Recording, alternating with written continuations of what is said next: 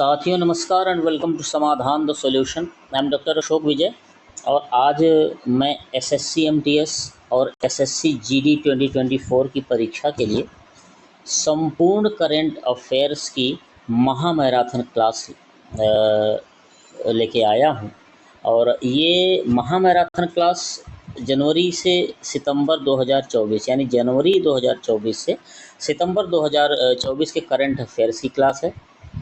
और इसमें आपको यदि टॉपिक्स की बात करेंगे तो वो सारे टॉपिक्स जो करंट अफेयर्स में होते हैं वो सारे कवर किए गए हैं और प्रयास किया गया है कि विभिन्न स्रोतों से जो आप करंट अफेयर्स पढ़ते रहे होंगे उन सबको एक इसी वीडियो में समाहित कर दिया गया है। तो उम्मीद है कि यह प्रयास आपको बहुत ही लाभदायक आपके लिए सिद्ध होगा। इस खास तौर से एसएससी एमटीएस की परीक्षा जो कि एक हफ्ते बाद ही होनी है, तो इसके मद्देनज़र इसके दृष्टिगत ये बहुत ही महत्वपूर्ण करंट अफेयर्स की क्लास है। इसमें आपको समूची करंट अफेयर्स जनवरी 2024 से सितंबर 2024 तक की मिल जाएगी और सारे जो कंटेंट है वो सारे टॉपिक्स से कवर किए गए हैं। पेरिस ओलंपिक हो, चाहे मिस यूनिवर्स 2024 हो, भारत रत्न, पैरा ओलंपिक हो, ओलंपिक है और महालक्ष्मी योजना है।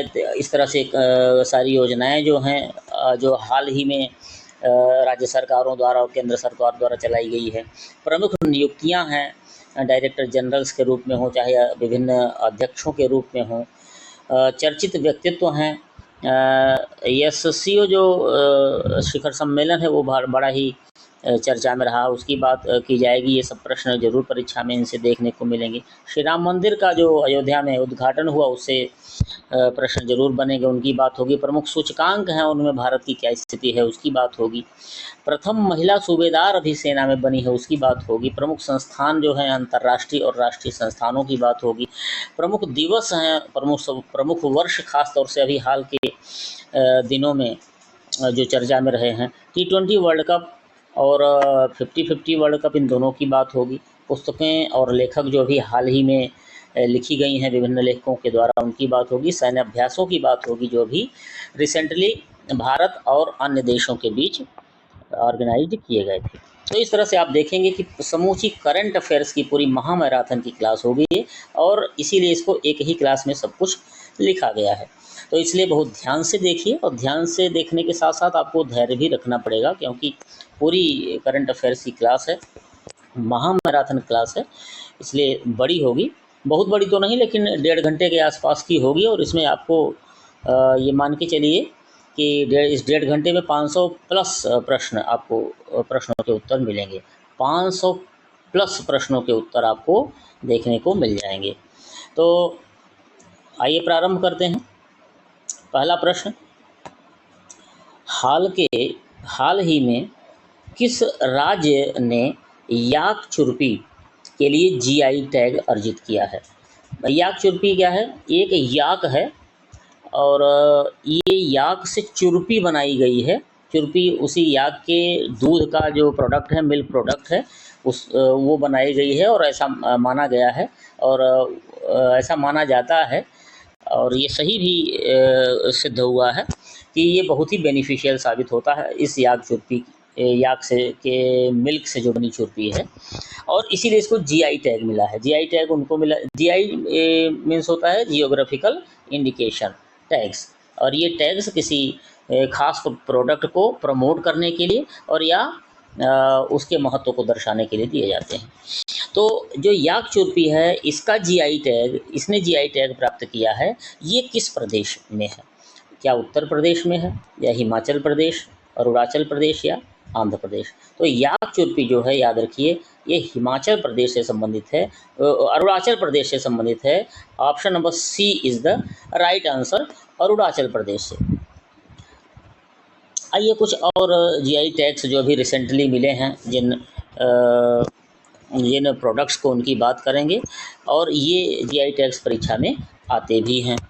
तो याक चुर्पी तो अरुणाचल प्रदेश से संबंधित था, लेकिन वांचो लकड़ी शिल्प जो है ये भी अरुणाचल प्रदेश से ही संबंधित है। जीआई जियोग्राफिकल इंडिकेशन आप समझ गए हैं। अब देखिए आगे किसको जीआई टैग मिला है, आदिवासी पोशाक रिसा को जीआई टैग मिला है और ये है त्रिपुरा की। सिमली पाल की चटनी को जीआई टैग मिला है, ये है उड़ीसा की। गुसी मशरूम व बसोली पश्मीना और पेंटिंग, ये जम्मू कश्मीर की है, इसको जीआई टैग मिला है। पश्मीना शाल आप जानते हैं फेमस है। अल्फोंस आम, ये भी महाराष्ट्र का है, बहुत ही फेमस आम है, इसको भी जीआई टैग प्राप्त हुआ है। नागपुर के संतरे, मध्य प्रदेश का सीताफल और नीलगिरी शहद, ये तमिलनाडु में अवस्थित है। नीलगिरी की शहद नीलगिरी पहाड़ियों पर जो मिलती है, इनको जीआई टैग मिला है। जीआई टैग प्राप्त करने वाला प्रथम उत्पादित कभी प्रश्न आ जाए तो दार्जिलिंग चाय है, ये याद रखिए, और ये पश्चिम बंगाल से संबंधित है। जीआई टैग प्राप्त करने वाला जो है फर्स्ट प्रोडक्ट है दार्जिलिंग टी। तो आप देख रहे होंगे कि प्रश्न जो पहला था उसके अगेंस्ट इतने उत्तर दिए गए, इतने प्रश्नों के उत्तर मिले, इसलिए मैं कह पा रहा हूँ कि 500 से 700 प्रश्नों के उत्तर आपको ये पूरी वीडियो में मिलेगा। और ये वीडियो पूरी बहुत बेनिफिशियल साबित होने वाली है आपकी इस एक हफ्ते बाद होने वाली जो शुरू होने वाली परीक्षा एमटीएस की, उसके लिए। इसलिए बहुत ही ध्यान से देखिए, पूरी वीडियो को देखिए, धैर्य से देखिए और लाइक ज़रूर कर दीजिए। चैनल समाधान द सॉल्यूशन है, इसको सब्सक्राइब कर लीजिए। प्रश्न नंबर 2 की ओर बढ़िए। दूसरा प्रश्न है, अगस्त 2024 में लोक लेखा समिति यानी पीएसी का अध्यक्ष किसे नियुक्त किया गया है। पीएसी की नियुक्ति हुई है क्योंकि सरकार नई बनी है, तो पूरी पीएसी भी सारी जो है संसदीय समितियां फिर से नई बनी है। तो पीएसी सबसे महत्वपूर्ण समितियों में से एक है, पब्लिक अकाउंट्स कमेटी। तो इसके अध्यक्ष जो हैं केसी वेणुगोपाल को बनाया गया है। Option number A is the right answer. Rahul Gandhi तो इस बार नेता प्रतिपक्ष हैं। राजनाथ सिंह एक बार फिर से रक्षा मंत्रालय, और खरगे जी जो है वो नेता प्रतिपक्ष इसके पहले रहे हैं। तो केसी वेणुगोपाल जी को नियुक्त किया गया है क्या, लोक लेखा समिति का अध्यक्ष, और ये कांग्रेसी नेता हैं। आइए कुछ और समितियों के अध्यक्ष जो अभी रिसेंटली नियुक्त हुए हैं उनके बारे में बात करते हैं। समितियों की बात करें तो ये गठन जो है लोकसभा अध्यक्ष द्वारा किया जाता है और कार्यकाल 1 वर्ष का होता है। प्राक्कलन समिति यानी ड्राफ्टिंग कमेटी, इसके अध्यक्ष बने हैं संजय अग्रवाल, ये बीजेपी से हैं। सार्वजनिक उपक्रम समिति जो है वो वैजयंत पांडा हैं, ये बीजेपी से संबंध रखते हैं। नेक्स्ट, यही 2-3 समितियां मुख्य रूप से परीक्षाओं में आती हैं। तीसरा प्रश्न है, प्रधानमंत्री मोदी ने यूरिया की किस किस्म को लॉन्च किया है। अभी रिसेंटली यूरिया की इसी किस्म को लॉन्च किया है, यूरिया गोल्ड को। So option number B is the right answer. Urea gold को राजस्थान में लॉन्च किया है। सल्फर कोटेड यूरिया है, ये ध्यान दीजिएगा, ये 17% इसमें सल्फर है, 37% नाइट्रोजन है। और आप जानते हैं पहले यूरिया में नाइट्रोजन जो ट्रेडिशनली आती थी वो कितनी थी, 46% नाइट्रोजन होती थी। इसमें सल्फर की कमी नहीं होती थी, कमी होती थी। भारतीय भूमि में सल्फर की पहले से कमी है और इस वजह से वो उपजाऊपन भारतीय भूमि को नहीं मिल पाता। तो ऐसे में क्या है, जो सल्फर कोटेड यूरिया है 70% सल्फर मिल जाएगी, इससे उत्पादकता में वृद्धि हो जाएगी। और ये जो यूरिया गोल्ड है इसका मैन्युफैक्चरर जो है वो कौन है, Rashtriya chemicals and fertilizers limited, RCF। Next, चौथा प्रश्न है, भारतीय फिल्म एवं टेलीविज़न संस्थान FTII सोसाइटी का अध्यक्ष किसे नियुक्त किया गया है। Who has been appointed as the president of the film and television institute of India FTII society. तो अनुपम खेर, किरण खेर, रजनीकांत और R Madhavan. So option number D is the right answer. R Madhavan, आपने इनकी पिक्चर देख के समझ लिया होगा। आर माधवन वही 3 इडियट वाले। केंद्रीय अप्रत्यक्ष कर और सीमा शुल्क बोर्ड यानी CBIC के नए अध्यक्ष की बात करेंगे तो ये संजय कुमार अग्रवाल बने हैं। और फिक्की के अध्यक्ष, federation of Indian chambers of commerce and industry, इसके अध्यक्ष जो फिक्की है इसके अध्यक्ष बने हैं अनीश शाह। इन देखिए अध्यक्षों को जो डायरेक्टर्स होंगे इन सबको आप पॉइंट वार 1 बार 2 बार 3 बार वीडियो को देखेंगे, याद हो जाएंगे ये। और बहुत रटने की ज़रूरत नहीं है, जो 3-4 बार जब आप देख लेंगे तो ये चीज़ें याद हो जाएंगी। और उसके बाद जब आपको 4 ऑप्शन मिलेंगे तो बहुत क्लियरली आप सही उत्तर दे पाएंगे। पांचवा प्रश्न है, लोकमान्य तिलक सम्मान 2023 किसे सम्मानित किया गया इस सम्मान से? तो ये नरेंद्र मोदी जी प्रधानमंत्री भारत के, चित्र दिख रहा है इनका, सो ऑप्शन नंबर सी सही है, इनको सम्मान मिला है। कुछ और सम्मान नरेंद्र मोदी प्रधानमंत्री को इधर मिले हैं रिसेंटली, तो उनकी बात करें क्योंकि ये परीक्षा में आ सकते हैं। ग्रीस की सरकार ने 2023 में अपना सबसे बड़ा सम्मान दिया, the grand cross of the order of honour. 22 मार्च 2024 को भूटान की सरकार ने अपना सबसे बड़ा सम्मान दिया देश का, order of the dragon king. और 9 जुलाई 2024 को ऑर्डर ऑफ सेंट एंड्रयू, ये रूस की सरकार ने मोदी जी को दिया है। तो ये पुरस्कार जो मिले हैं मोदी जी को, याद रखिएगा, ये परीक्षा में आ सकते हैं। छठवां प्रश्न, हाल ही में कौन सा शहर भारत का पहला सोलर शहर, इंडियाज फर्स्ट सोलर सिटी कौन बना है? तो देखिए, सोलर सिटी की बात करेंगे तो सांची बना है भारत का पहला solar city, option number B सही है। और सांची आप जानते हैं किसके लिए फेमस है? बौद्ध स्तूप के लिए। और तो सांची का बौद्ध स्तूप किसने बनवाया था? सम्राट अशोक ने। और इस तरह से यह जो सांची शहर है वो न केवल एक महात्मा बुद्ध से संबंधित शहर है, बल्कि अब एक बहुत ही मॉडर्न शहर है जो कि सोलर सिटी बन गया है। और ये जो शहर है ये यूनेस्को की विश्व धरोहर स्थल भी घोषित है। नेक्स्ट, सातवां प्रश्न है, भारत के बाहर पहला आईआईटी मद्रास परिसर किस देश में स्थापित किया जाएगा? In which country the first IIT Madras campus outside India will be set up? Bharat के बाहर आईआईटी मद्रास का पहला परिसर जो है वो श्रीलंका में भी अब शुरू किया गया है, लेकिन पहला जो है तंजानिया में। पहला परिसर तंजानिया में और दूसरा परिसर श्रीलंका में खोला जा रहा है आईआईटी मद्रास का, दूसरा श्रीलंका के कैंडी शहर में।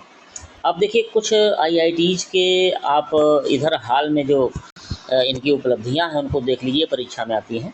आईआईटी कानपुर की बात करें तो भू परिष्कार डिवाइस इन्होंने रैपिड सॉइल टेस्टिंग के लिए किया है, जल्दी से शीघ्रता से सॉइल की टेस्टिंग हो जाए, भूमिका की को टेस्ट कर लिया जाए, उसकी डिवाइस बनाया है। आईआईटी दिल्ली और डीआरडीओ ने जॉइंट प्रोजेक्ट बनाया है प्रयागराज और विंध्याचल के बीच क्वांटम की डिस्ट्रीब्यूशन लिंक स्थापित करने के लिए। आईआईटी खड़गपुर की बात करें तो कोविड-19 के विरुद्ध लड़ाई के लिए कोविरैप एंड टेलीमेडिसिन एप्लीकेशन को बनाया है।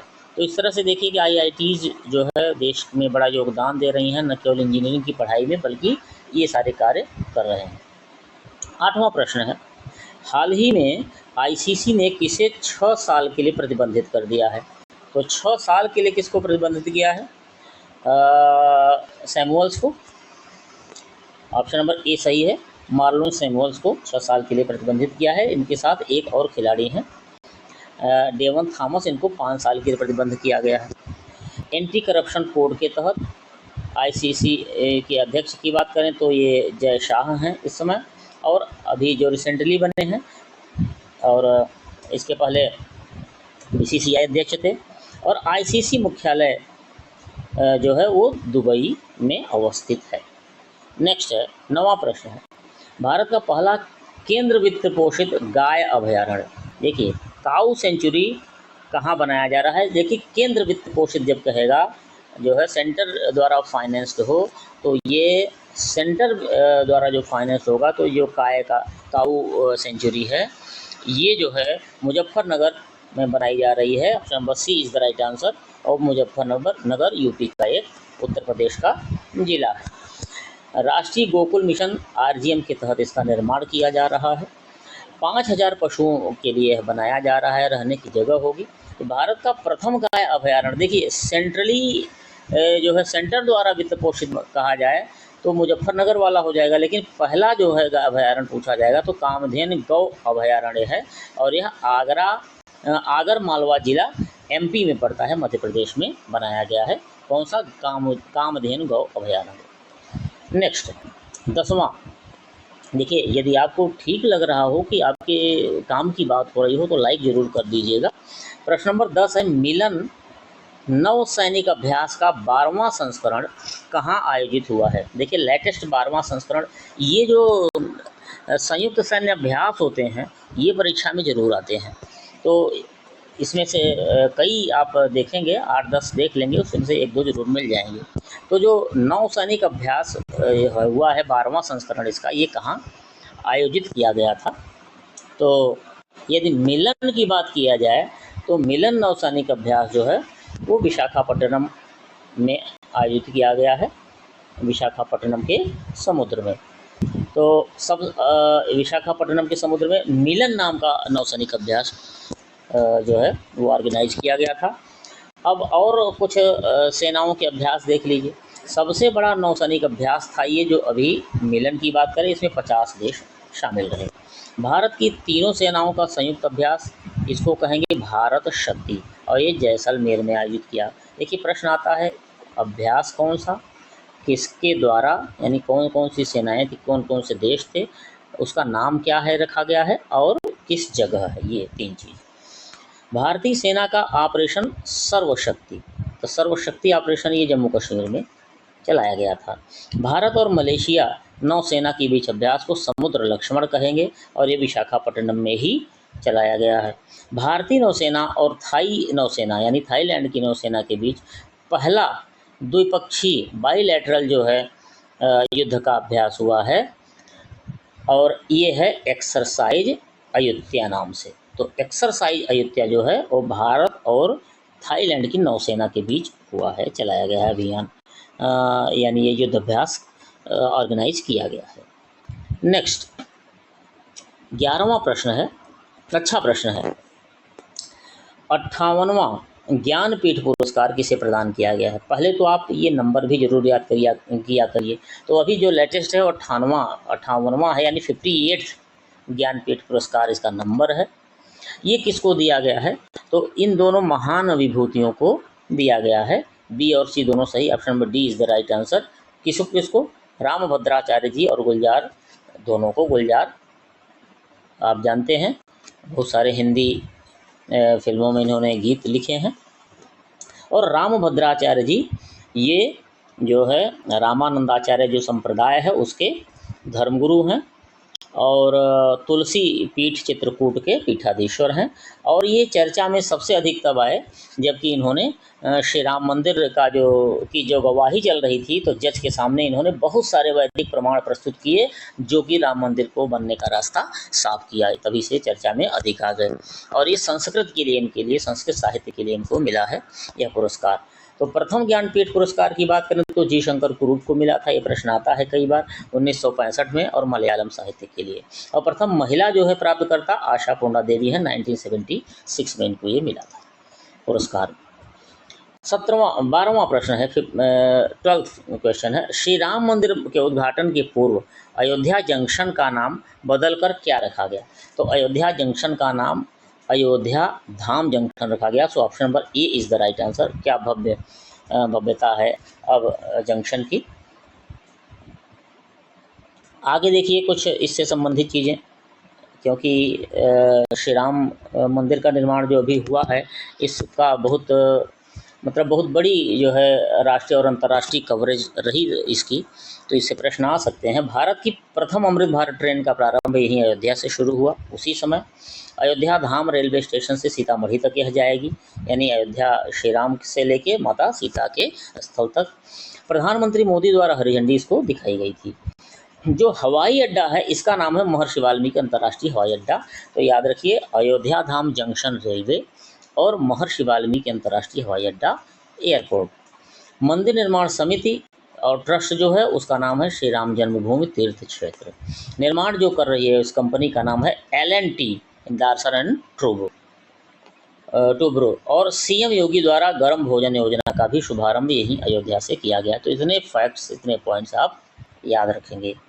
13वां प्रश्न, हाल ही में राष्ट्रीय अनुसूचित जाति आयोग का अध्यक्ष यानी SC से जो संबंधित कमीशन है उसका अध्यक्ष कौन है? तो SC की बात जब करेंगे यानी शेड्यूल्ड कास्ट कमीशन की बात करेंगे तो आप बताएंगे अध्यक्ष उनके किसको? किशोर मकवाना को। Option number C is the right answer.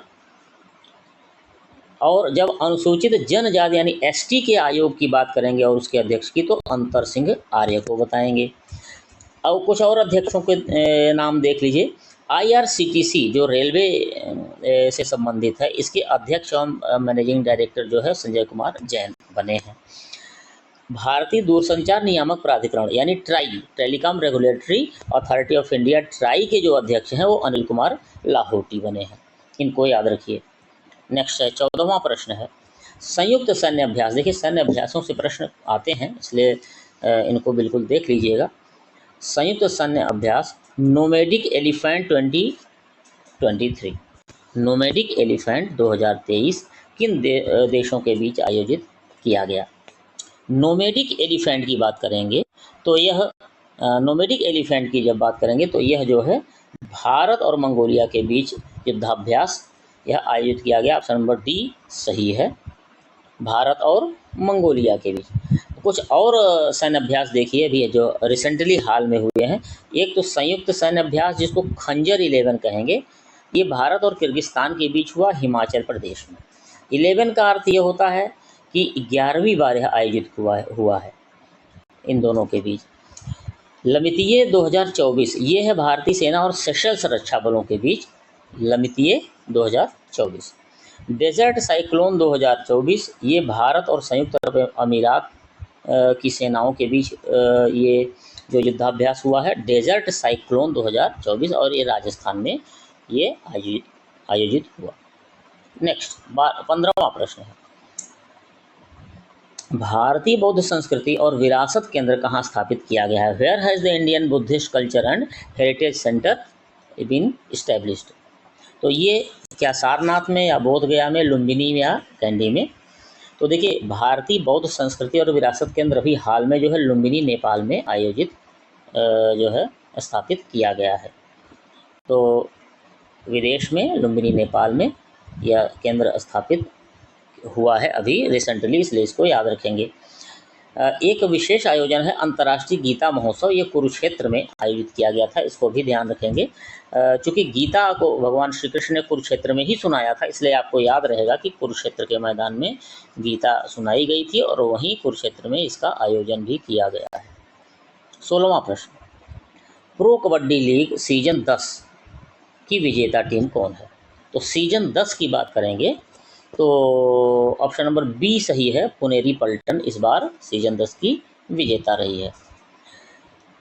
यदि प्रथम और नवां 2 बार जो पहली विजेता और नवीं बार यानी 9th नंबर के जो मैच थे उसमें विजेता है वो जयपुर पिंक पैंथर्स है। जयपुर पिंक पैंथर्स है, ये पहली बार और नवा जो मैच था उसकी विजेता रही है।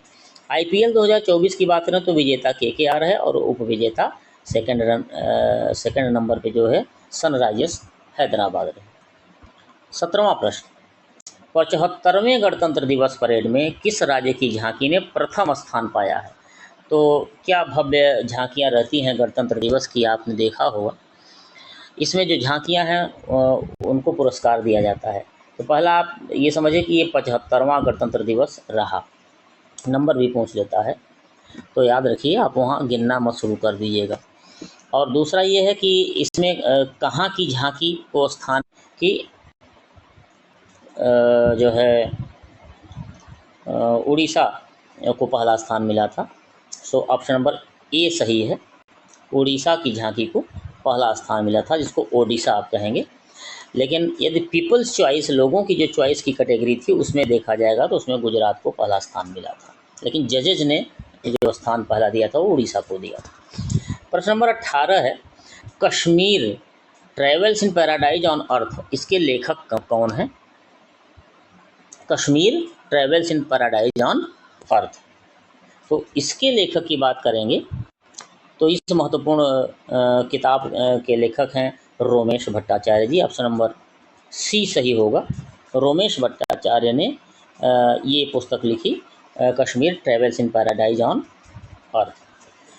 आइए कुछ और पुस्तकों को देख लेते हैं जो अभी हाल में लिखी गई हैं। महास्वप्न कुडू ये पी विक्रम द्वारा लिखी गई। द विनर्स माइंडसेट बहुत चर्चित रही, शेन वाटसन द्वारा लिखी गई। Welcome to paradise Twinkle Khanna द्वारा लिखी गई और ये चौथी पुस्तक है। और 4 स्टार्स ऑफ डेस्टिनी ये MM नरवणे जो कि पूर्व आर्मी चीफ रहे भारत के। तो इस तरह से ये पुस्तकें महत्वपूर्ण हैं जो कि अभी हाल में लिखी गई हैं। 19वां प्रश्न है, हाल में किस राज्य द्वारा हरित हाइड्रोजन परियोजना को स्वीकृति दी गई है? तो जो ग्रीन हाइड्रोजन प्रोजेक्ट है इसको स्वीकृति देने वाला राज्य है Uttar Pradesh. Option number C is the right answer. लक्ष्य क्या है? 2028 तक 10 लाख मीट्रिक टन हाइड्रोजन का उत्पादन करना। भारत की प्रथम हाइड्रोजन ट्रेन की बात करें तो वंदे मेट्रो है, ये प्रस्तावित है, चलने वाली है। विश्व की प्रथम हाइड्रोजन ट्रेन जर्मनी में चली। एशिया की प्रथम जो है ट्रेन जो है चली हाइड्रोजन की चीन में। और स्वस्थ त्यौहार अभियान की बात करें तो ये भी उत्तर प्रदेश से प्रारंभ हुआ है कि त्योहारों में स्वच्छता का और अपने स्वास्थ्य का भी ध्यान रखा जाए। 20वां प्रश्न, किस राज्य ने महतारी बंधन योजना, अभी लेटेस्ट काफ़ी चर्चा में रही योजना शुरू की है? तो महतारी बंधन योजना की जब हम बात करेंगे तो ये राज्य है छत्तीसगढ़। ऑप्शन नंबर बी सही उत्तर है। इसमें विवाहित महिलाओं को सरकार जो है 12,000 देगी, यानी 1,000 रुपये महीने, प्रति माह 1,000 रुपये। 21 वर्ष से अधिक उम्र की महिलाओं को मिलेगा। लगभग 70 लाख महिलाएं इससे लाभान्वित होंगी। इंदिरा गांधी प्यारी बहना सुख सम्मान निधि योजना ये हिमाचल प्रदेश की सरकार ने बनाया। देखिए हिमाचल प्रदेश में कांग्रेस की सरकार है और इंदिरा गांधी कांग्रेसी थी, तो इससे आप अंदाज़ा लगा के आप कर देंगे तो सही उत्तर हो जाएगा। तो इंदिरा गांधी प्यारी बहना सुख सम्मान निधि योजना हिमाचल प्रदेश की गवर्नमेंट ने चलाई है। इसमें 1,500 रुपये प्रति माह मिलेगा और उम्र सीमा जो है 18 से 59 ईयर्स है। नेक्स्ट 21वां है, अच्छा लगे तो लाइक ज़रूर कर दीजिएगा। पैरालंपिक खेलों में 2 स्वर्ण पदक जीतने वाली प्रथम भारतीय महिला कौन है? ये प्रश्न बहुत महत्वपूर्ण है, परीक्षा में आ सकता है, ध्यान से देख लीजिए। पैरालंपिक अभी हाल में हुआ और ओलंपिक भी हाल ही में हुए, इसलिए इनसे प्रश्न बिल्कुल देखिए सतर्कता से, ध्यान से। तो पैरालंपिक खेलों में 2 स्वर्ण पदक जीतने वाली, पैरालंपिक में यदि आप अभी नाम लेंगे तो ये बहुत ही चर्चा में है। कौन है? Avani Lekhara. Option number C is the right answer. इन्होंने क्या किया? 2 गोल्ड जीता, एक इस बार और एक पिछले ओलंपिक में भी, यानी पेरिस ओलंपिक 24 जो अभी हुआ पैरालंपिक और टोक्यो पैरालंपिक 2020 में भी, दोनों में इन्होंने गोल्ड जीता। और ये ऐसा करने वाली भारत की पहली महिला खिलाड़ी हैं। एक ही पैरालंपिक में 2 पदक जीतने वाली भारत की पहली महिला हैं, क्योंकि टोक्यो ओलंपिक में इन्होंने 1 गोल्ड और 1 सिल्वर 2 मेडल जीते थे। मेजर ध्यानचंद खेल रत्न पुरस्कार प्राप्त की हैं ये। 10 मीटर एयर राइफल शूटर हैं, याद रखिएगा, एयर राइफल शूटर हैं ये, अवनी लेखरा। और अभी एक और नाम आएगा, बहुत ही चर्चित नाम, जो कि ओलंपिक में इस बार उन्होंने मेडल जीता है, तो वो भी शूटिंग में ही है, ठीक है। तो याद रखिए इनका जो है air 10 metre para air rifle shooting में है। और मनु भाकर जो हैं उनका क्या है? 10 मीटर की ही है लेकिन एयर पिस्टल में है, तो इनका एयर राइफल में, मनु भाकर का एयर पिस्टल में है। 12 वर्ष की उम्र में एक दुर्घटना के कारण इनको पैरालिसिस हो गया और पहले स्वस्थ थे। भारत की बात करें तो पैरालंपिक में इनको जो है 18वीं रैंक मिली है। कुल 29 मेडल जीते हैं, 7 गोल्ड, 9 सिल्वर और 13 ब्रांज, कुल 29 मेडल के साथ 18वीं रैंक भारत की रही है। पहले पर नंबर पे चीन, दूसरे पर ब्रिटेन और तीसरे पर यूएसए रहा है। चीन की 220 मेडल, कुल 124 ब्रिटेन के, यूएसए के 105। तो इस तरह से देखा जाए तो भारत को भी काफ़ी प्रयास करने की आवश्यकता है, लेकिन तब भी जो है मेडल्स उत्साहवर्धक हैं। आगामी पैरालंपिक की बात करें तो ये मिलान कोर्टिना डी एम्पीज में होगा और ये इटली में है, ये 2026 में होगा। नेक्स्ट 22 नंबर प्रश्न है, भारत रत्न 2024 कितने लोगों को प्रदान किया गया? तो भैया 1 2 3 4 5 लोगों को प्रदान किया। Option number C is the right answer. ये 5 महत्वपूर्ण लोग कौन हैं ये देख लीजिए। लाल कृष्ण आडवाणी बीजेपी नेता, पीवी नरसिंह राव पूर्व प्रधानमंत्री, चौधरी चरण सिंह पूर्व प्रधानमंत्री, कर्पूरी ठाकुर पूर्व सीएम जो है बिहार के, एमएस स्वामीनाथन बहुत महत्वपूर्ण नाम, ये ग्रीन रिवॉल्यूशन जो भारत में थी उसके जनक थे। नेक्स्ट है 23वां प्रश्न है, कौन सा समूह भारत की अध्यक्षता में G20 का स्थायी सदस्य बना है? तो अभी भारत जो अध्यक्ष था और उसमें G20 का शानदार आयोजन किया था भारत मंडपम न्यू दिल्ली में, तो उसमें G20 का स्थायी सदस्य अभी कौन बना है? तो दैट इज अफ्रीकी संघ, अफ्रीकन यूनियन है। Option number B is the right answer. ये भारत की अध्यक्षता में ये बना है क्या? सदस्य। नेक्स्ट 24वां प्रश्न है, जलवायु परिवर्तन प्रदर्शन सूचकांक में भारत वर्तमान में किस स्थान पर है? तो क्लाइमेट चेंज परफॉर्मेंस इंडेक्स में भारत की जो स्थिति वो है 7वें नंबर की। तो option number A is the right answer इस के लिहाज से, CCPI के लिहाज से। कुछ और इंडेक्सेस देख लीजिए भारत की क्या स्थिति है उसमें। इसमें जो 7वें स्थान पर भारत है CCPI में, उसमें 1 से 3 तक तो कोई है ही नहीं, क्राइटेरिया ही नहीं पूरी किया। चौथे स्थान पर डेनमार्क है। ग्लोबल इनोवेशन इंडेक्स 2023 की बात करें तो भारत 40वें स्थान पर है कुल 132 में से। विश्व प्रतिभा रैंकिंग, वर्ल्ड टैलेंट रैंकिंग 2023 में भारत 56वें स्थान पर है, स्विट्जरलैंड पहले। ग्लोबल क्रिप्टो एडॉप्शन इंडेक्स में भारत 1 नंबर पे, आप समझिए, यानी ग्लोबल क्रिप्टो जो क्रिप्टो करेंसी है उसके एडॉप्शन में 1 नंबर पर भारत है 154 देशों में। करप्शन परसेप्शन इंडेक्स 2023 में इंडिया 93 नंबर पर है और डेनमार्क 1 पर है। इंडिया को बहुत सारा काम करने की इस पर ज़रूरत है। अंतर्राष्ट्रीय बौद्धिक संपदा सूचकांक जो है, इंटेलेक्चुअल प्रॉपर्टी इंडेक्स जो है, उसमें 2024 की बात करें तो भारत 42 नंबर पे है, 42वें नंबर पे। तो ये इंडेक्सेस याद रखिए, ये परीक्षा में आ ही जाते हैं। नेक्स्ट 25वां प्रश्न, हाल में गर्भपात के अधिकार को लागू करने वाला विश्व का पहला देश कौन बना है? Which country recently became the first globally to anchor the right to abortion? इस पर राइट टू एबॉर्शन के लिए बहुत वहाँ की महिलाओं ने, इस देश की महिलाओं ने, किस देश की? फ्रांस की महिलाओं ने। ऑप्शन नंबर डी सही है। तो फ्रांस की महिलाओं ने इस पर बहुत जो है एजिटेशंस किए थे, धरने दिए थे कि उनको एबॉर्शन का अधिकार दिया जाए।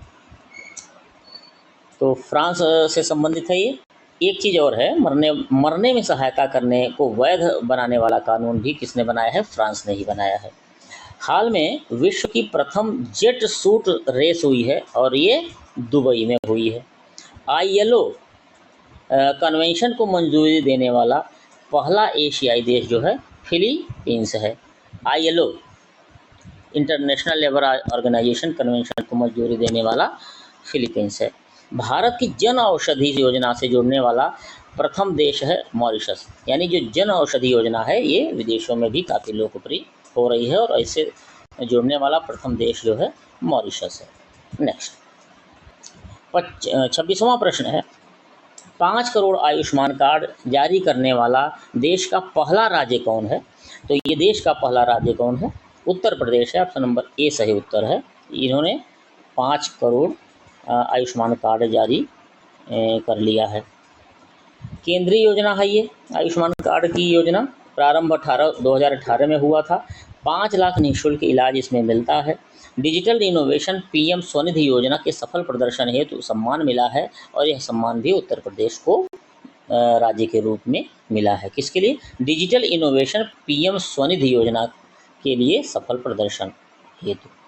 नेक्स्ट 27वां प्रश्न है, युवाओं को ब्याज मुक्त ऋण प्रदान करने के लिए किस सरकार ने स्वयं योजना शुरू की?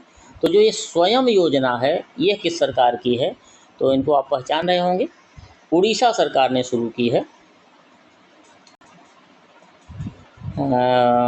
स्वयं योजना उड़ीसा सरकार ने की है। देखिए यहाँ प्रश्न और उत्तर दोनों ही एक हो गए। इसमें राज्य सरकार की बात होनी थी, लेकिन यहाँ भी क्या है, स्वयं योजना ही है। तो ये राज्य सरकार आप यहाँ से देख रहे हैं, पूर्व मुख्यमंत्री की फ़ोटो लगी है उड़ीसा की।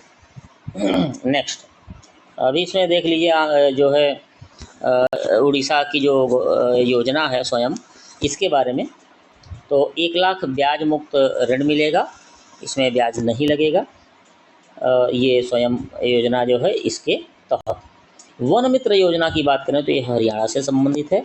और अबुआ आवास योजना AAY, ये इसमें 8 लाख पक्के घर देने की बात है और ये झारखंड से संबंधित योजना है। नेक्स्ट 28वां प्रश्न है, प्रधानमंत्री राष्ट्रीय बाल पुरस्कार 2024 में कितने बच्चों को सम्मानित किया गया है? How many childrens have been recognised for the प्रधानमंत्री राष्ट्रीय बाल पुरस्कार 2024? तो प्रधानमंत्री राष्ट्रीय बाल पुरस्कारों की बात करेंगे तो इसमें कुल 19 बच्चों को सम्मानित किया गया है। सो ऑप्शन नंबर सी सही है, 19 बच्चों का सम्मान इसमें हुआ है। आइए कुछ और सम्मान और पुरस्कारों की बात कर लें जो अभी रिसेंटली हुए हैं। World press photo of the year 2024, 2024 की world press photo of the year कौन है?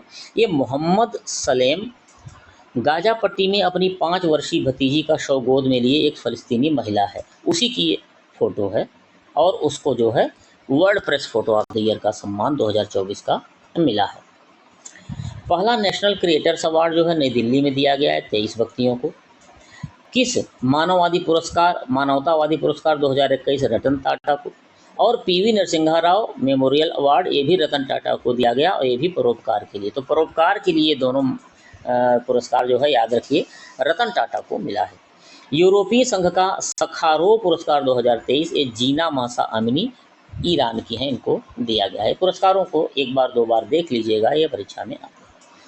29वां प्रश्न है, भारत का पहला जेनरेटिव AI शिक्षक कहाँ पेश किया गया है? देखिए अभी शिक्षक पढ़ाते हैं, मैं आपसे बात कर रहा हूँ, पढ़ा रहा हूँ, और ऑफलाइन टीचर पढ़ाते थे। अब ये एक अलग तरह का शिक्षक आ गया, AI आर्टिफिशियल इंटेलिजेंट जो होगा ये शिक्षक होगा। ये सबसे पहले कहाँ आया है? तो ये सबसे पहले केरल में आया है। ऑप्शन नंबर 20 सही उत्तर है।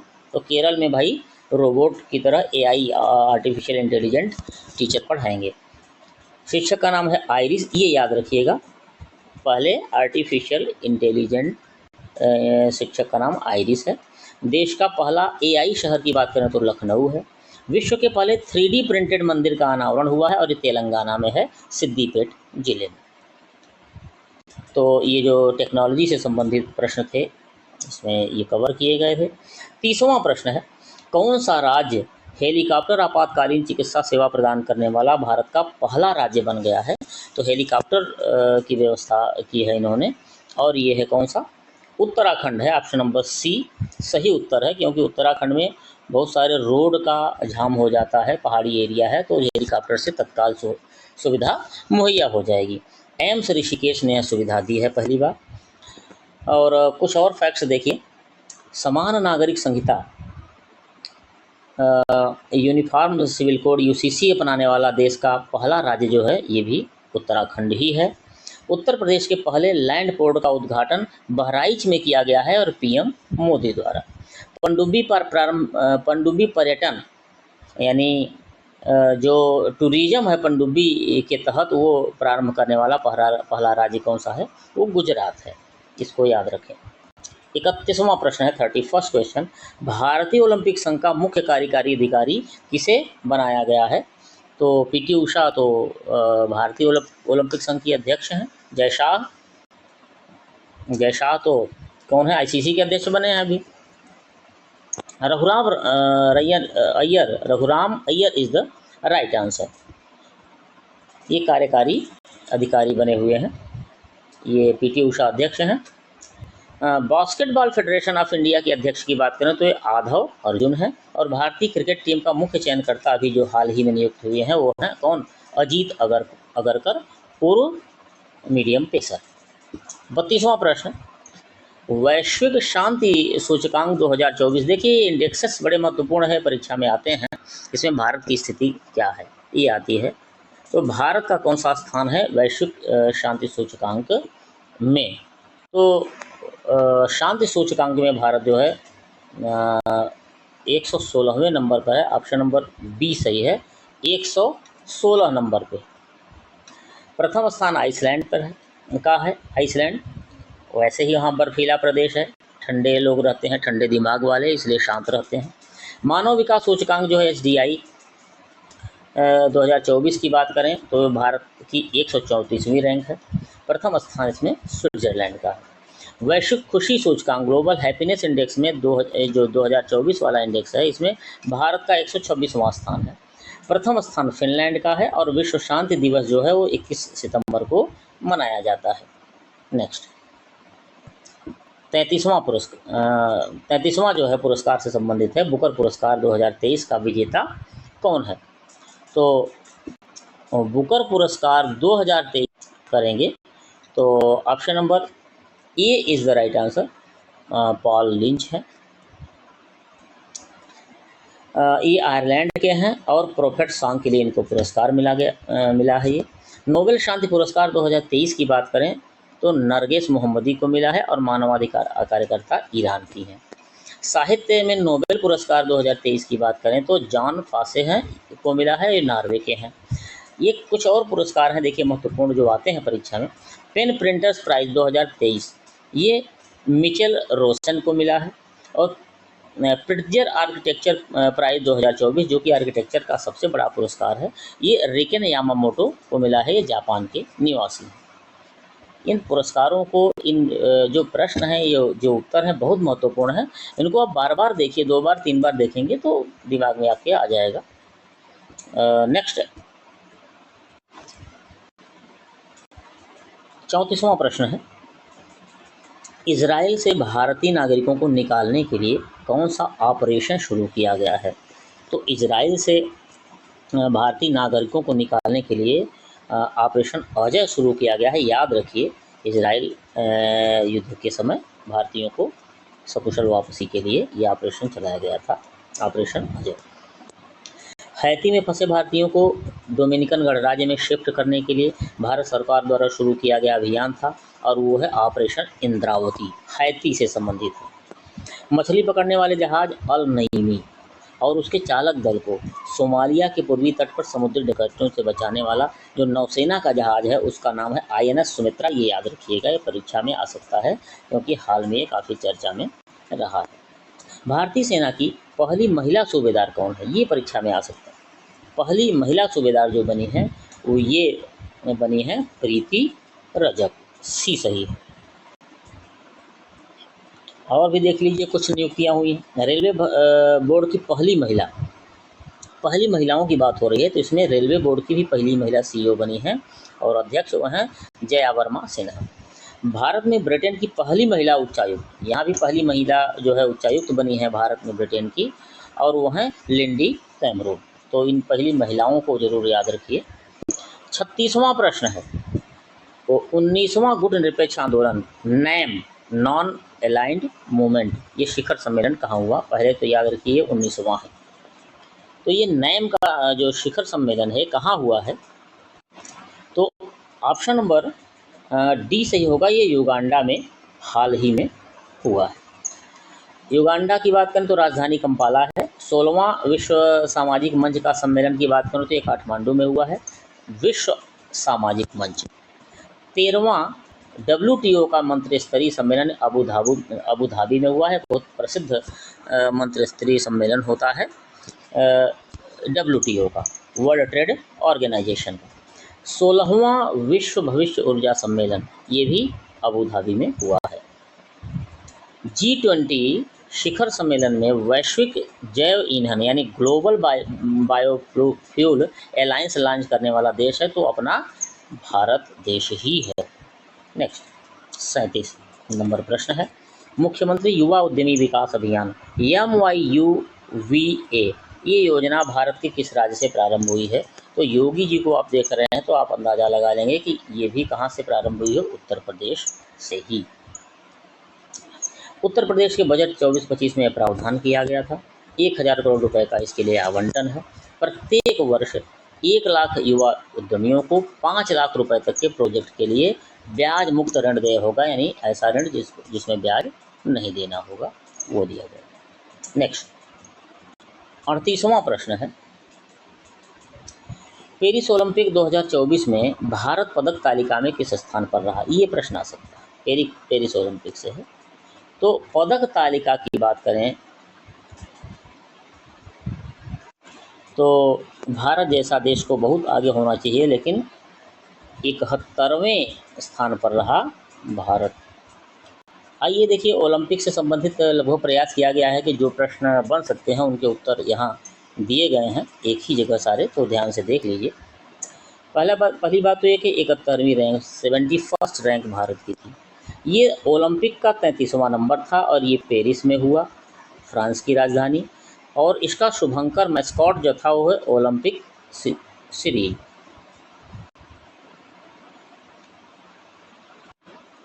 इसको ठीक कर लीजिए, ओलंपिक फ्रीज है ये। फ्रीज ये टोपी से संबंधित है, ओलंपिक फ्रीज है, फ्रीजियन टोपीज हैं, कैप से संबंधित हैं।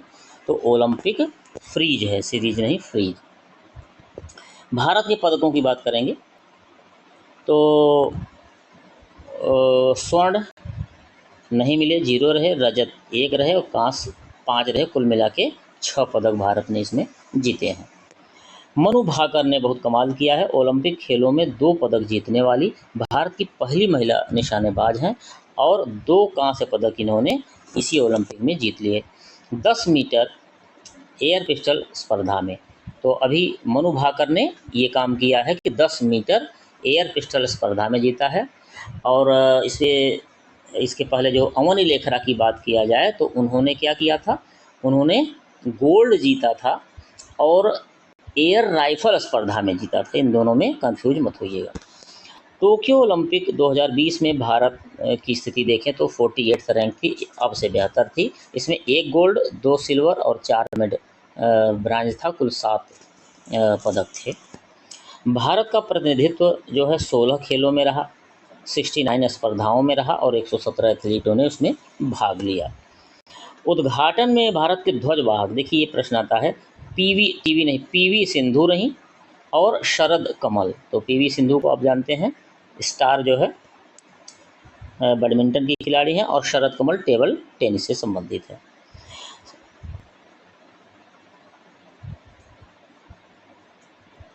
समापन में ध्वजवाहक की बात करेंगे तो मनु भाकर और PR श्रीजेश थे। श्रीजेश जो है हॉकी के गोलकीपर थे और मनु भाकर तो इस बार की चैंपियन ही रही हैं।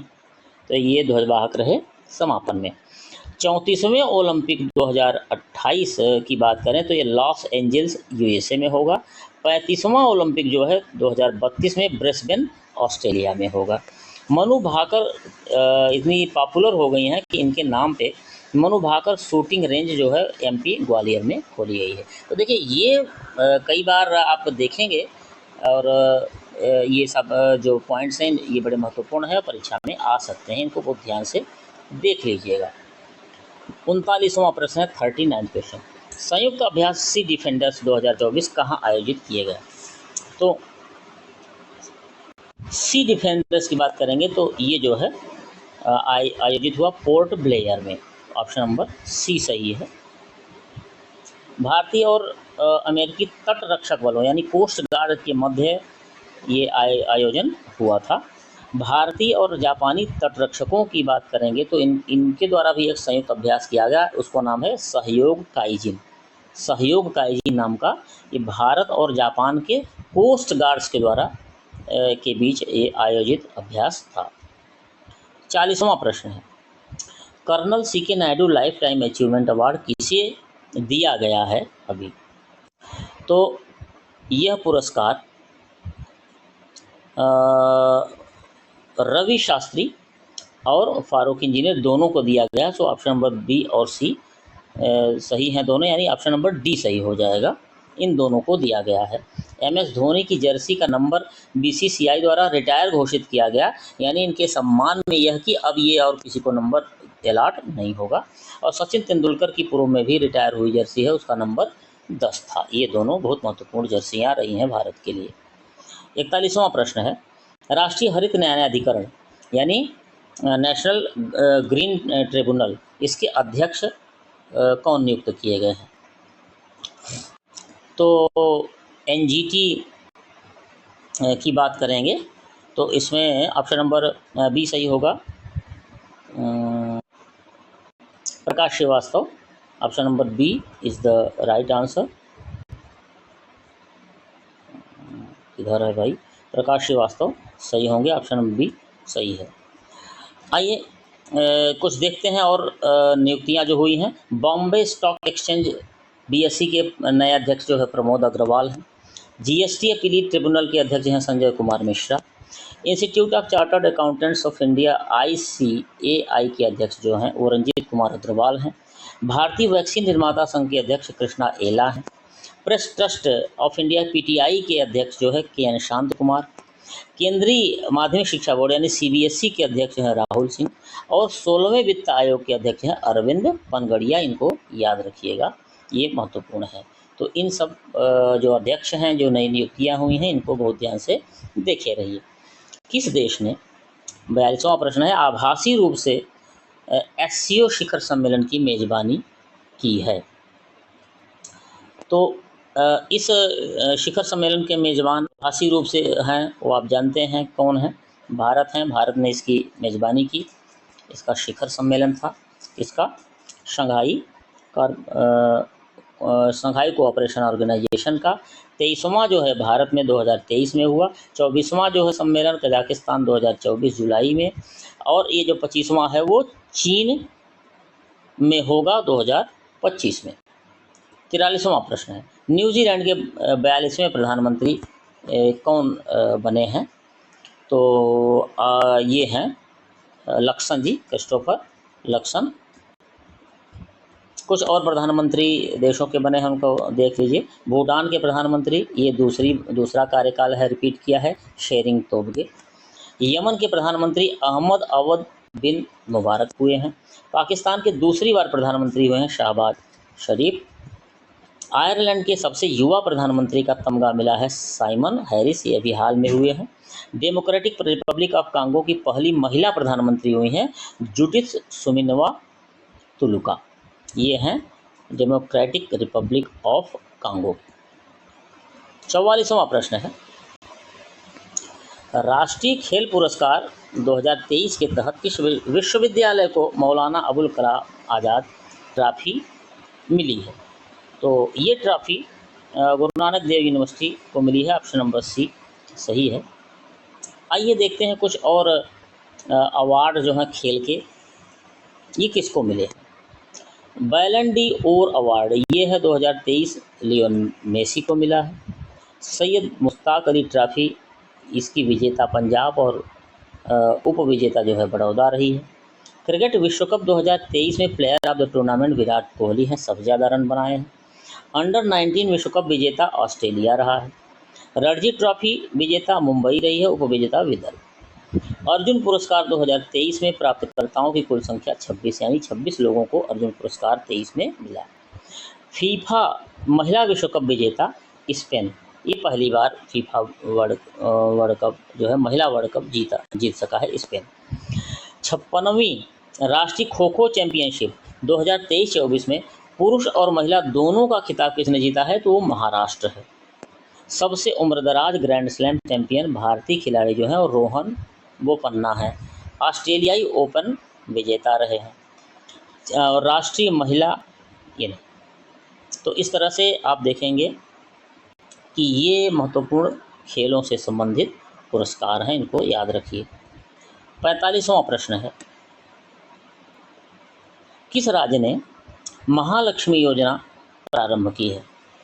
तो महालक्ष्मी योजना की यदि बात करेंगे, यह प्रारंभ करने वाला राज्य है तेलंगाना, ऑप्शन नंबर बी सही है। उद्देश्य इसका क्या है? महिलाओं, लड़कियों और ट्रांसजेंडर्स के लिए मुफ्त बस यात्रा। लेक लकड़ी नहीं लड़की भाई, लेक लड़की योजना यानी इसको प्रिय बेटी योजना कहेंगे, ये मराठी में ये शब्द हैं। लड़कियों के स्कूल से ड्रॉप आउट रोकना है, यानी स्कूल में आने के बाद बीच में जो बंद हो जाती तो ड्रॉप आउट ना हो, ये महाराष्ट्र की योजना है। 46वां प्रश्न है किस राज्य ने गर्म पका भोजन की शुरुआत की? अयोध्या से शुरू किए थे योगी आदित्यनाथ है, सो उत्तर प्रदेश सही होगा। मात्रा जो है 70 ग्राम प्रति बालक बालिका मिलेगी। उद्देश्य क्या है? 3 से 3 है। 3 से 6 वर्ष के आंगनवाड़ी के बच्चों को गर्म भोजन उपलब्ध कराना, और ये प्रारंभ अयोध्या से हुआ था। ये उस समय की बात है जब राम मंदिर निर्माण का कार्य जो है उद्घाटन का कार्य होने वाला था। हाल ही में बांग्लादेश के राष्ट्राध्यक्ष कौन बने हैं? तो ये यही बने हैं, मोहम्मद यूनुस। कुछ और राष्ट्रपतियों की बात कर लेते हैं जो अभी हाल में बने हैं। मालदीव के राष्ट्रपति खूब चर्चा में रहे, मोहम्मद मोइज्जू। अर्जेंटीना के राष्ट्रपति नए जो हैं जेवियर माइली। जिम्बाब्वे के नए राष्ट्रपति एमरसन मंगागुआ। ताइवान के नए राष्ट्रपति विलियम लाई। अल साल्वाडोर के नए राष्ट्रपति नायब बुकले। फिनलैंड के नए राष्ट्रपति अलेक्जेंडर स्टब। हंगरी के नए राष्ट्रपति तमस सुलियोक।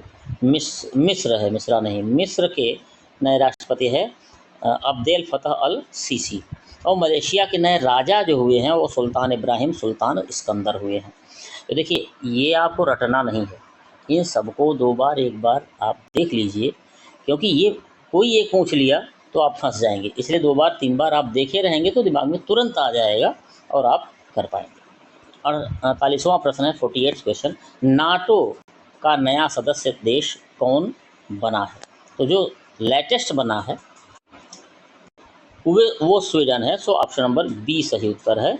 तो इस नाटो का जो है लेटेस्ट देश बना है सदस्य। नाटो का जो पूरा नाम है नॉर्थ अटलांटिक ट्रीटी ऑर्गेनाइजेशन है, 1949 में स्थापित हुआ था। मुख्यालय ब्रुसेल्स बेल्जियम में है। 32वां सदस्य की बात करें तो स्वीडन है, और 31वां है, इसके पहले जो है वो फिनलैंड है। तो सबसे लेटेस्ट स्वीडन है, इसलिए इसमें कुल सदस्यों की संख्या कितनी हो गई, यह प्रश्न आता है तो आप बताएंगे कि 32 सदस्य देश हैं नाटो के। अगला प्रश्न है 49वां, उत्तर प्रदेश के मुख्यमंत्री द्वारा हाल में पर्यटन पर कौन सा ऐप लॉन्च किया गया है? तो पर्यटन पर दिव्य अयोध्या ऐप लॉन्च किया गया है। ऑप्शन नंबर सी सही उत्तर है। इधर अयोध्या से संबंधित बहुत सारे कार्य हुए हैं। त्रिनेत्र ऐप 2.0 की बात करें तो ये अपराध की रोकथाम के लिए यूपी पुलिस का ही डिजिटल प्लेटफॉर्म है। नेक्स्ट 50वां प्रश्न है, किस देश को प्रतिष्ठित मीजल्स एंड रूबेला चैंपियन पुरस्कार से सम्मानित किया गया है? So none other than India, Bharat ही है। नेक्स्ट 51वां प्रश्न है, 51st क्वेश्चन, किस राज्य ने राज्य विधवा पुनर्विवाह प्रोत्साहन योजना शुरू की है? तो विधवाओं के पुनर्विवाह झारखंड राज्य आगे आया है। So option number B is the right answer. Jharkhand ने विधवाओं के पुनर्विवाह के लिए सहायता देने की बात की है, 2 लाख रुपए विवाह के समय। मुख्यमंत्री सुख आश्रय योजना ये हिमाचल प्रदेश की योजना है, ये अनाथ बच्चों की सहायता के लिए है। 52 नंबर प्रश्न है, 69th फिल्म फेयर में सर्वश्रेष्ठ अभिनेता का खिताब यानी बेस्ट एक्टर का खिताब किसको मिला है? तो बेस्ट एक्टर फिल्म फेयर की यदि बात करेंगे तो ये कौन है? रणवीर कपूर हैं। और बेस्ट एक्ट्रेस इनकी पत्नी ही हैं, आलिया भट्ट। और भी पुरस्कार फिल्मों के देख लें, 69वें यानी 69th राष्ट्रीय फिल्म पुरस्कारों में सर्वश्रेष्ठ फीचर फिल्म रॉकेटरी थी, और अभिनेता जो है अल्लू अर्जुन थे। अभिनेत्री आलिया भट्ट एवं कृति सेनन थी। प्रथम life time disturbing the peace award है, ये पहला ही है, सलमान रुश्दी को मिला था। Dada Saheb Phalke life time achievement award Waheeda Rehman को मिला, ये प्रश्न महत्वपूर्ण है, आ सकता है। लता दीनानाथ मंगेशकर पुरस्कार अमिताभ बच्चन को मिला है, ये भी प्रश्न खूब आता है। ऑस्कर 2024 के लिए नामित जो फिल्म थी वो 2018, ये 2018 फिल्म का नाम है, ये मलयालम फिल्म है। चैंपियंस का चेंज अवार्ड, ये देखिए champions of change award Sonu Sood को मिला है। और ग्रैमी अवार्ड 2024 में best global music album award विजेता जो हैं वो हैं शंकर महादेवन और जाकिर हुसैन। और इनका जो फ्यूजन बैंड शक्ति है, ये याद रखिए शक्ति नाम है, इसी ने यह ग्लोबल म्यूजिक एल्बम अवार्ड जीता है। तो ये बड़े गर्व की बात है। और ये 3 अवार्ड झटके हैं इस ग्रैमी अवार्ड, 3 ग्रैमी अवार्ड इस बैंड ने। तो ये बड़े महत्वपूर्ण पॉइंट्स हैं, इनको आप ज़रूर याद रखें। 53rd क्वेश्चन है, तेलंगाना के नए मुख्यमंत्री कौन हैं? तो ये हैं, और ये हैं ए रेवंत रेड्डी। कुछ और नए मुख्यमंत्री हुए हैं जो अभी हाल में चुनाव हुए थे उसमें, तो आप देख लें। राजस्थान में भजन लाल शर्मा, विधानसभा अध्यक्ष देखा जाए तो वासुदेव देवनानी है। मध्य प्रदेश में मोहन यादव मुख्यमंत्री, हरियाणा के सीएम नायब सिंह सैनी, छत्तीसगढ़ के विष्णुदेव साय और विधानसभा अध्यक्ष रमन सिंह जो कि पूर्व सीएम भी हैं। कर्नाटक में सिद्धारमैया, उड़ीसा में मोहन चरण मांझी। बहुत दिनों के बाद उड़ीसा में सरकार बदली है, हमको लगता है 35-40 साल बाद नवीन पटनायक थे तो अब बदली है। सिक्किम में प्रेम सिंह तमांग, असम में हिमंत बिस्वा शर्मा और मिजोरम में लालतू होमा। इन नामों को जरूर याद रखें। 54 नंबर प्रश्न है, 2027 में विश्व एथलेटिक चैंपियनशिप कहाँ आयोजित होगी? तो 2027 की बात करें तो वर्ल्ड एथलेटिक चैंपियनशिप जो है ये बीजिंग चीन में आयोजित होगी। ऑप्शन नंबर बी सही उत्तर है। कुछ और जो वर्ल्ड कप है उनकी बात कर लें, खेल प्रतियोगिताओं की बात। जो ये ऊपर बताया गया वर्ल्ड एथलेटिक काउंसिल इसको ऑर्गेनाइज करती है। आइए फीफा विश्व कप 2026 की बात करें। ये अमेरिका में, मैक्सिको में और कनाडा का ये तीनों द्वारा संयुक्त रूप से ऑर्गेनाइज होगा। फीफा विश्व कप 2030 ये स्पेन, मोरक्को और पुर्तगाल द्वारा आयोजित होगा। फीफा विश्व कप 2034 सऊदी अरब में आयोजित। देखिए कितना पहले से ये सब चीज़ें कन्फर्म की जाती हैं कि जिससे लोग अपनी व्यवस्था करते रहें और कोई कमी न आने पाए। आईसीसी अंडर 19 पुरुष क्रिकेट विश्व कप 2024 इसकी ये जो है दक्षिण अफ्रीका में रहा और विजेता ऑस्ट्रेलिया रहा, उपविजेता इंडिया रहा। और 2026 में राष्ट्रमंडल खेलों की मेज़बानी से नाम वापस लेने वाला देश कौन है? वो है ऑस्ट्रेलिया। नेक्स्ट 55 नंबर प्रश्न है, द्विपक्षीय श्रृंखला में अंपायरिंग करने वाली पहली महिला तटस्थ अंपायर, न्यूट्रल अंपायर कौन है? वो ये हैं। ये कौन है? ये है सुई रेडफर्ड। ऑप्शन नंबर डी सही है। ये पहली महिला तटस्थ अंपायर हैं। आईसीसी द्वारा नियुक्त हुई हैं और ये मैच था Australia versus south Africa. 56 number प्रश्न, किस शहर ने सबसे लंबी सोलर लाइट की स्थापना का विश्व रिकॉर्ड बनाया है? इधर हाल में अयोध्या बहुत सारे ऐसे रिकॉर्ड, दिया जलाने का, सोलर लाइट का रिकॉर्ड बना रहा है। So option number A Ayodhya सही उत्तर है। सरयू नदी के किनारे ये लाइटें लगी थी। नेक्स्ट है 57 नंबर, पंजाब सरकार की मिशन होप इनिशिएटिव योजना संबंधित है। तो मिशन होप इनिशिएटिव योजना जो है वो नशा मुक्ति, डी एडिक्शन से संबंधित है, नशा को दूर करने से संबंधित है और पंजाब को पूर्ण रूपेण नशा मुक्त बनाने की यह योजना लॉन्च की गई है। नेक्स्ट है 58 नंबर प्रश्न, महाराष्ट्र का आधिकारिक राज्य हथियार किसे घोषित किया गया है? तो राज्य हथियार यानी ऑफिशियल स्टेट वेपन ये किसे घोषित किया गया है? तो ये है दंडपट्ट और ये घोषित किया गया है महाराज शिवाजी महाराज की जयंती पर ये घोषित किया गया। नेक्स्ट है 59 क्वेश्चन, अंतर्राष्ट्रीय सौर गठबंधन में वर्तमान में कितने सदस्य हैं? बहुत महत्वपूर्ण गठबंधन है ISA, इंटरनेशनल सोलर अलायंस, और इसमें सदस्य कितने हैं? तो कुल सदस्यों की बात करेंगे तो 119 सदस्य हैं इस गठबंधन में। ऑप्शन नंबर बी सही उत्तर है। और 119वां अंतिम सदस्य जो है अभी जो रिसेंटली जुड़ा है वो है माल्टा देश। 60 नंबर प्रश्न, हाल ही में किस खिलाड़ी ने T20 क्रिकेट में 9 गेंदों में कितना बनाया? सबसे तेज अर्धशतक लगाया है। 9 गेंदों में 50 रन बनाने वाला ये कोई बड़े टीम का नहीं बल्कि ये नेपाल टीम का है। कौन? दीपेंद्र सिंह एरी। और ये लड़का 9 गेंदों में हाफ सेंचुरी मार दिया।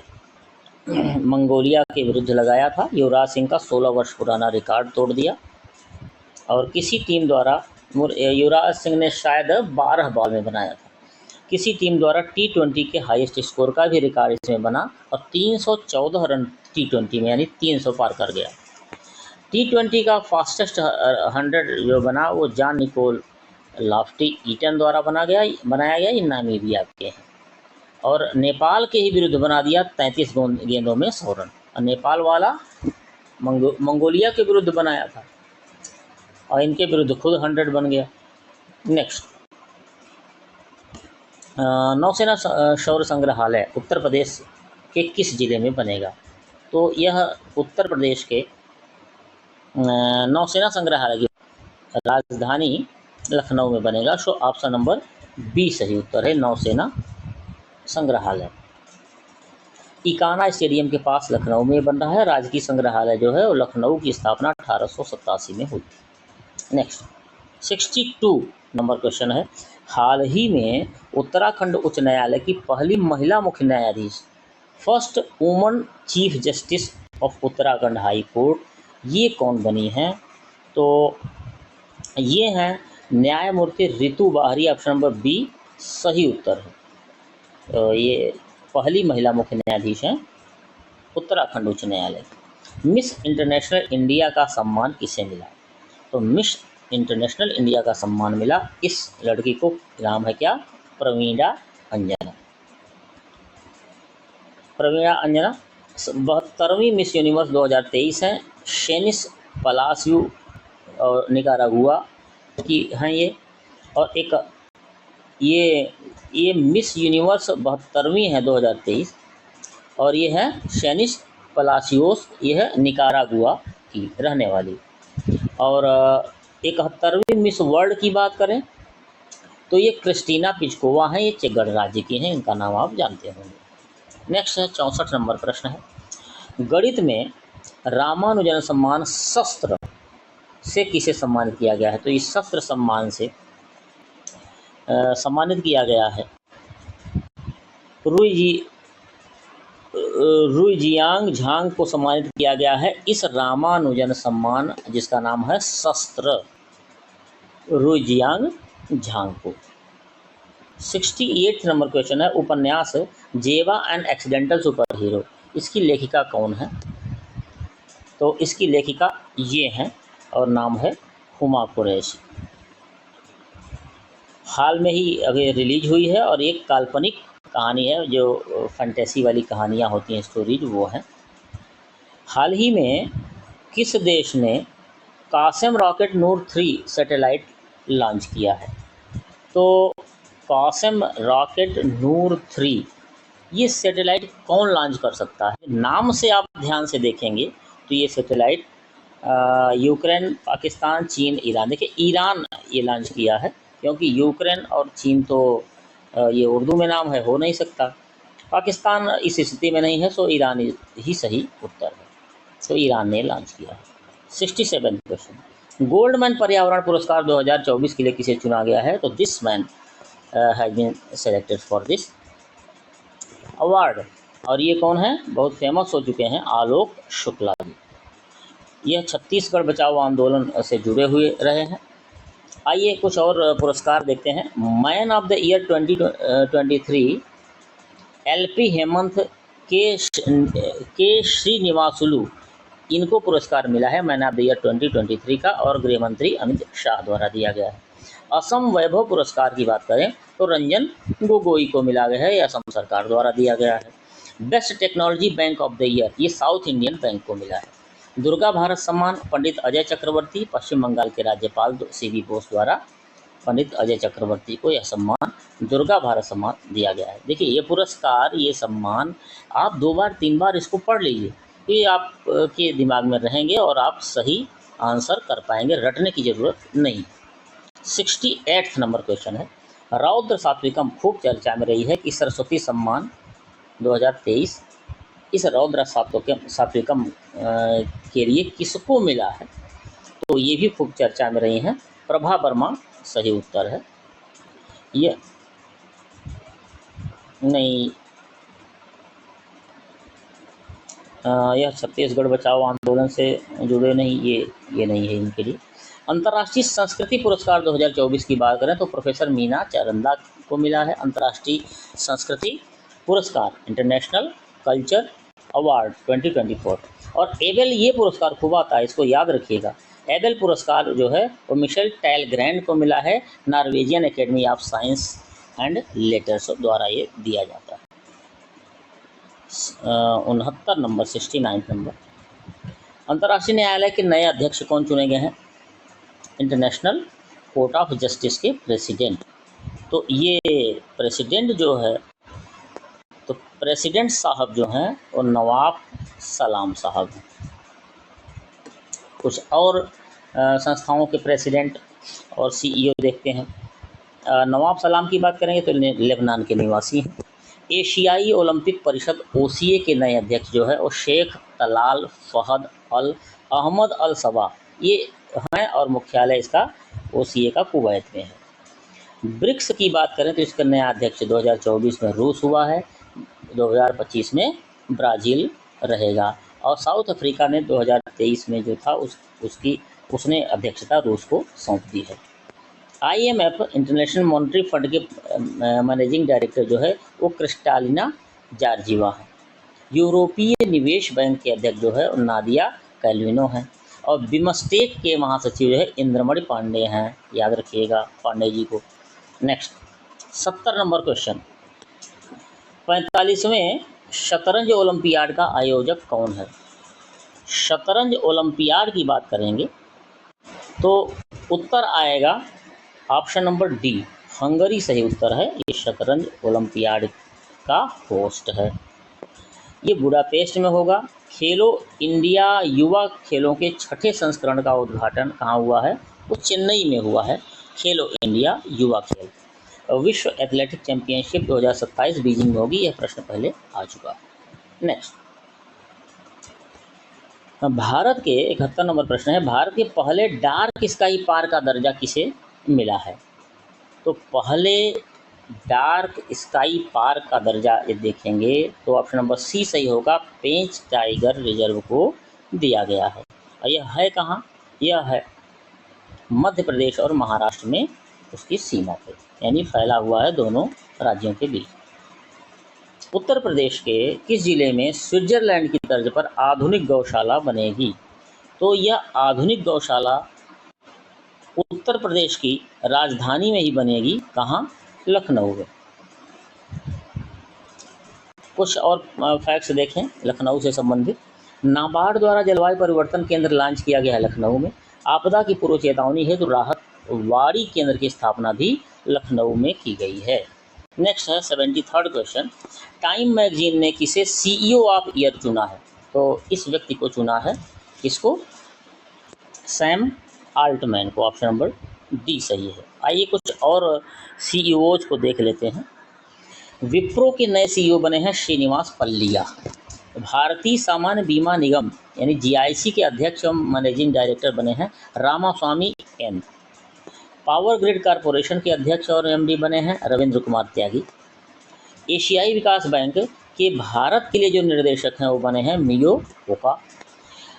एसोचैम यानी associated chambers of commerce and industry of India के नए अध्यक्ष जो है एसोचैम के बने हैं संजय नायर जी।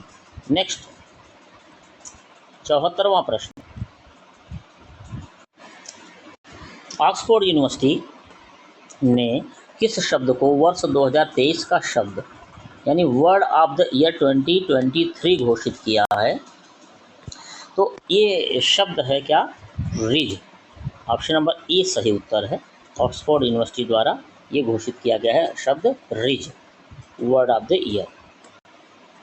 75 नंबर प्रश्न, 2024 को प्रौद्योगिकी अवशोषण वर्ष किसने घोषित किया है? Which has declared 2024 year as the year of technology absorption. ये किसने घोषित किया है? यह घोषणा संयुक्त राष्ट्र संघ द्वारा नहीं, भारत सरकार द्वारा नहीं, IIT बॉम्बे द्वारा भी नहीं, यह घोषणा हुई है भारतीय सेना द्वारा। ऑप्शन नंबर डी सही है। कुछ और वर्ष देख लीजिए। वर्ष घोषणा जो होती है वर्षों की और जो दिन होते हैं दिवस, इनकी बात जरूर की जाती है, पेपर में प्रश्न रहते हैं। 2024 को अंतर्राष्ट्रीय केमिस्ट वर्ष घोषित किया गया है IMF द्वारा। और हैदराबाद मुक्त दिवस जो मनाया जा रहा है केंद्र सरकार द्वारा, उसकी तिथि है 17 सितंबर को, ये याद रखिएगा। और 17 सितंबर को विश्वकर्मा पूजा भी होती है और इसी दिन मोदी जी का जन्मदिन भी मनाया गया है। 76 नंबर प्रश्न है, हाल ही में मेजर ध्यानचंद खेल रत्न पुरस्कार किसे दिया गया है? ये खेल का सबसे बड़ा पुरस्कार है। और ये चिराग शेट्टी और सात्विक साईराज इन दोनों को दिया गया है। So option number D is the right answer. प्रथम प्राप्तकर्ता जो इस पुरस्कार के थे विश्वनाथन आनंद थे, 1992 में मिला था। उस समय इसका नाम था राजीव गांधी खेल रत्न पुरस्कार, प्रतिवर्ष दिया जाता है। जो राष्ट्रीय युवा एवं खेल मंत्रालय भारत सरकार द्वारा दिया जाता है। एक मेडल, प्रमाण पत्र और 25 लाख रुपए इसमें देय होते हैं। चिराग शेट्टी और सात्विक साईराज दोनों को मिला है और ये बैडमिंटन से जुड़े हुए। नेक्स्ट है, देखिए ये जो हमने जो फैक्ट ये जो बताएं, इसमें से ये प्रश्न बन जाते हैं। कौन देता है? राष्ट्रीय युवा एवं खेल मंत्रालय। क्या दिया जाता है? कितने रुपए दिए जाते हैं? 25 लाख रुपए। ये प्रश्न याद रखने बहुत जरूरी है। नेक्स्ट है 77 नंबर क्वेश्चन। हाल ही में कितने लोगों को पद्मश्री पुरस्कार दिया गया है? तो पद्मश्री की बात करेंगे तो यह जो है कुल 110 लोगों को दिया गया। Option number C is the right answer. Padma Shri में 3 पुरस्कार, पद्म पुरस्कारों में 3 हैं। पद्म विभूषण सबसे बड़ा, फिर पद्म भूषण और अंत में पद्मश्री। तो पद्मश्री 110 लोगों को दिया गया है। वर्ष 1958 से प्रारंभ है। पद्म विभूषण, पद्म भूषण और पद्मश्री का प्रारंभ 1954 से है। 2024 में जो है पद्म पुरस्कार 132 लोगों को मिला, जिसमें पद्म विभूषण 5, पद्म भूषण 17 और पद्मश्री 110। पद्मश्री पाने वाली प्रथम भारतीय अभिनेत्री की बात करें तो नरगिस दत्त हैं, सुनील दत्त की पत्नी और संजय दत्त की मां। 78 नंबर क्वेश्चन है, कल की धाम मंदिर का शिलान्यास कहाँ किया गया है? तो कल की धाम मंदिर का शिलान्यास जो है वो संभल में किया गया है। ऑप्शन नंबर बी सही है। ये कल की धाम मंदिर है, मोदी जी ने शिलान्यास किया है। और ये जो है पहले कांग्रेस के नेता रहे और प्रमोद कृष्णम, और ये यहाँ के पीठाधीश्वर कल की धाम। विष्णु भगवान के 10वें अवतार जो है कलयुग में इनका अवतार होने वाला है। 5 वर्षों में निर्माण कार्य पूर्ण होगा। शिलान्यास पीएम मोदी द्वारा हुआ। और कल के पीठाधीश्वर कौन है? पूर्व कांग्रेस नेता आचार्य प्रमोद कृष्णम। नेक्स्ट है 79वां 79 क्वेश्चन। अयोध्या में राम मंदिर प्राण प्रतिष्ठा का कार्यक्रम कब हुआ? भव्य कार्यक्रम हुआ था, पूरे देश ही नहीं विदेशों की नजरें भी इस पर थी। और यह हुआ था कब? याद रखिएगा, आपको डेट याद होगी, 22 जनवरी 2024। शिलान्यास जो है 5 अगस्त 2020 को हो चुका था पहले से। वास्तुकार इसके थे चंद्रकांत सोमपुरा। ये प्रश्न आ सकता है, याद रखिएगा इनसे संबंधित। मूर्तिकार है योगीराज अरुण, जिन्होंने भगवान राम की मूर्ति बनाई। रामलला की मूर्ति की ऊंचाई है 51 इंच। 21 कुंटल का घंटा एटा से आया था। 4 कुंटल का ताला, विश्व का सबसे बड़ा ताला है, अलीगढ़ से आया था, सत्यप्रकाश शर्मा द्वारा बनाया गया था। राम मंदिर का जो प्रभाव है, इसका असर क्या है कि मूर्तियों की मांग के कारण मुरादाबाद के पीतल उद्योग को प्रोत्साहन मिलेगा। यह राम मंदिर बनने का जो है इंडस्ट्री पर जो प्रभाव पड़ने वाला है, जो सकारात्मक प्रभाव है, वो ये है, क्योंकि मूर्तियों की मांग बढ़ेगी और मूर्तियों का बाजार जो है मुरादाबाद में है, पीतल की मूर्तियों। नेक्स्ट 80 नंबर प्रश्न। भारत का प्रथम शहरी रोपवे कहाँ तैयार हो रहा है? तो प्रथम शहरी रोपवे वाराणसी में तैयार हो रहा है। सी सही उत्तर। अगस्त 2024 तक यह कार्य पूर्ण हो जाएगा। देश का पहला पब्लिक ट्रांसपोर्ट रोपवे होगा। ये डिजाइन और थीम की प्रेरणा भगवान शिव के से ली गई है और निर्माता कंपनी बेथोलेट है, ये याद रखें। 81 नंबर प्रश्न है, किस आईआईटी ने भारत का पहला हाइड्रोन थेरेपी केंद्र शुरू किया है? तो कानपुर आईआईटी ने ये केंद्र शुरू किया है। कुछ और आईआईटीज़ की बात करेंगे, खासतौर से कानपुर आईआईटी की जो अभी महत्वपूर्ण खोजें रही हैं, उपलब्धियां रही हैं। दिल्ली में कृत्रिम वर्षा कराई, विश्व का सबसे विकसित कृत्रिम हृदय बनाया, देश का पहला सिंथेटिक घुटना बनाया इसी आईआईटी कानपुर ने, अंडमान निकोबार में तेल की खोज की और आत्मघाती ड्रोन भी आईआईटी कानपुर ने ही बनाया है। 82 नंबर, स्वरवेद महामंदिर कहाँ है? महामंदिर बहुत बड़ा विशाल मंदिर है, पीएम मोदी ने इसका भी उद्घाटन किया और ये कहाँ है? वाराणसी में है, 7 मंजिला मंदिर है, भव्य मंदिर है। सदाफल आश्रम द्वारा बनवाया जा रहा है, 7 मंजिला है, पीएम मोदी ने इसको का उद्घाटन किया। काशी तमिल संगमम 2023 का आयोजन कहाँ हुआ? देखिए ये भी खूब चर्चा में रहा है। काशी यानी उत्तर भारत और तमिल दक्षिण भारत का संगम था ये, और यह भी कहाँ हुआ? वाराणसी में ही हुआ, प्रधानमंत्री की कॉन्स्टिट्यूएंसी में हुआ। द्वितीय संस्करण था ये, 17 से 31 दिसंबर 23 को। उद्घाटन पीएम मोदी द्वारा किया गया। 84 नंबर प्रश्न, अलीगढ़ मुस्लिम यूनिवर्सिटी की पहली महिला कुलपति, first woman vice chancellor Aligarh Muslim University की कौन बनी है? तो ये है नईमा खातून जी। ऑप्शन नंबर बी सही उत्तर है। बेगम सुल्तान जहां यहाँ की पहली महिला चांसलर थी अलीगढ़ मुस्लिम यूनिवर्सिटी AMU 1920 में बनी थी। 85 नंबर प्रश्न है, अगले महाकुंभ का आयोजन कहाँ होगा? तो इसमें खूब चर्चा में है, इलाहाबाद में होगा, और ये होगा 2025 में, जनवरी के महीने में, जनवरी 2025 में होगा। विगत कुंभ जो है 2013 में लगा था, और आप जानते हैं कि कुंभ कितने साल बाद लगता है? 12 वर्षों बाद। तो 13, 12, 25 में अब लगेगा। अर्ध कुंभ 6 साल में लगता है, 2019 में लगा था, जनवरी में 2019 में। यूनेस्को द्वारा यह अमूर्त विरासत की श्रेणी में घोषित किया गया है 2017 में कुंभ मेला। बजट में 2500 करोड़ रुपए का आवंटन भी इस मेले के लिए किया गया है, क्योंकि देश से ही नहीं विदेशों से भी बहुत सारे श्रद्धालु आते हैं। 86 नंबर प्रश्न है, अगस्त 2024 में किस सीमा सुरक्षा बल का किसे सीमा सुरक्षा बल का महानिदेशक नियुक्त किया गया है अभी रिसेंटली? तो ऑप्शन नंबर ए सही उत्तर है, दलजीत सिंह चौधरी को। कुछ और नियुक्तियां देख लीजिए। राजविंदर सिंह भट्टी जो है वो CISF के महानिदेशक बने हैं। सिंधु गंगाधरन है वो नास्कॉम के नए अध्यक्ष बने हैं। और NGO है national association of software and services companies, ये क्या है? यह एक NGO है, जिसको क्या कहते हैं शॉर्ट में? नास्कॉम। 87 नंबर प्रश्न है, विश्व जल सप्ताह कब मनाया जाएगा? तो विश्व जल सप्ताह जो मनाया जाता है, ये मनाया जाएगा विश्व जल सप्ताह ये अगस्त में मनाया जाता है। तो अगस्त में मनाया जाएगा, 25 से 29 अगस्त को। तो ये ऑप्शन नंबर डी सही हो जाएगा, अगस्त में मनाया जाएगा, और ये 25 से 29 अगस्त के बीच मनाया जाएगा। थीम इसकी हो जाएगी सीमाओं को जोड़ना, शांतिपूर्ण और टिकाऊ भविष्य के लिए जल, bridging borders, water for a peaceful and sustainable future, ये इसकी थीम है। 88 नंबर प्रश्न है, एशिया का सबसे बड़ा फिश मार्केट कहाँ शुरू हो रहा है? तो भैया ये यूपी में ही शुरू हो रहा है एशिया का सबसे बड़ा फिश मार्केट, और कहाँ? मुरादाबाद में। और ये दूसरा है, ये मार्केट सबसे बड़ा है एशिया का, इसके पहले मार्केट चंदौली में भी रहा था इसका।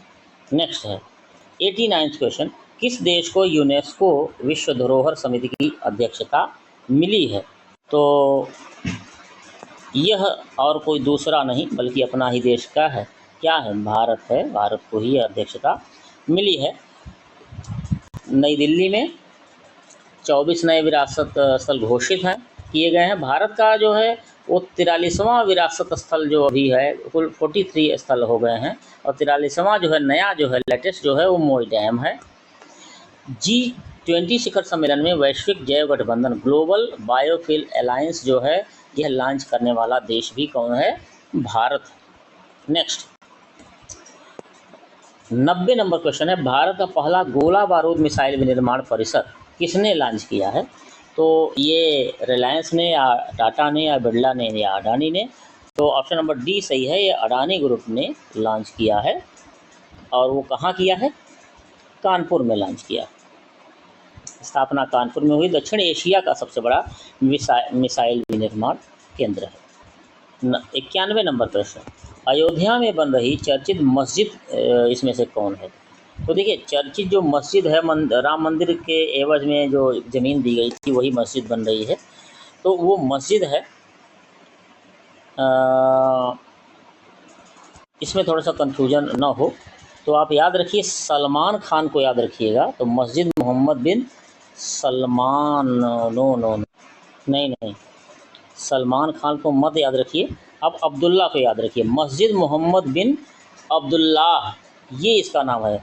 मोहम्मद साहब के नाम पे इसका नामकरण किया गया है। तो मस्जिद मोहम्मद बिन अब्दुल्लाह याद रखिएगा, अब्दुल्ला ये इसका नाम है। बाबरी मस्जिद निर्माण जो है मीर बाकी ने करवाया था 1528 में, और विध्वंस 6 दिसंबर 1992 में हुआ था। नई मस्जिद निर्माण जो है इंडो इस्लामिक कल्चरल फाउंडेशन द्वारा किया जा रहा है। और क्षेत्र है धन्नीपुर अयोध्या, और ये 5 एकड़ में बनवाया जा रहा है क्योंकि कोर्ट के आदेश से 5 एकड़ ज़मीन दी गई। 92 नंबर प्रश्न है।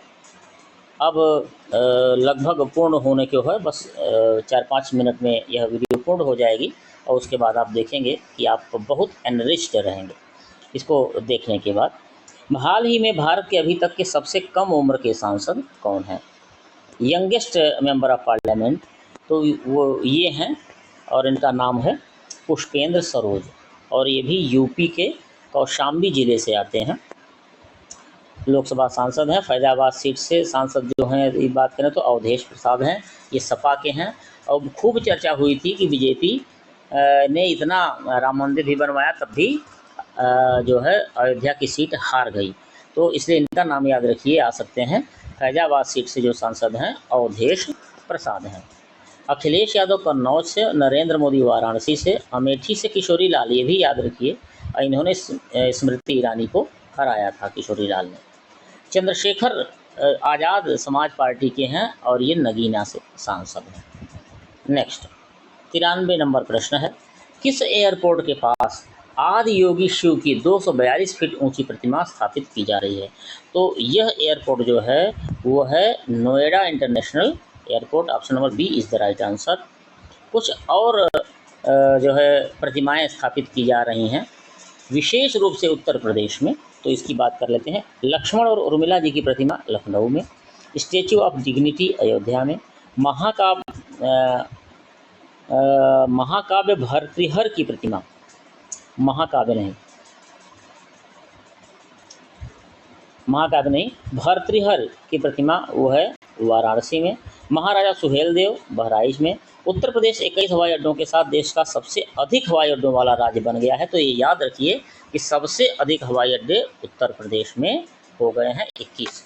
और पीएम मोदी ने 15 हवाई अड्डों का एक साथ लोकार्पण किया था आजमगढ़ से। और एक चीज़ और आप समझिए, उत्तर प्रदेश में 5 इंटरनेशनल एयरपोर्ट हो गए हैं। सो इंटरनेशनल एयरपोर्ट्स के लिहाज से सबसे ज़्यादा इंटरनेशनल एयरपोर्ट भी उत्तर प्रदेश में ही हो गए हैं।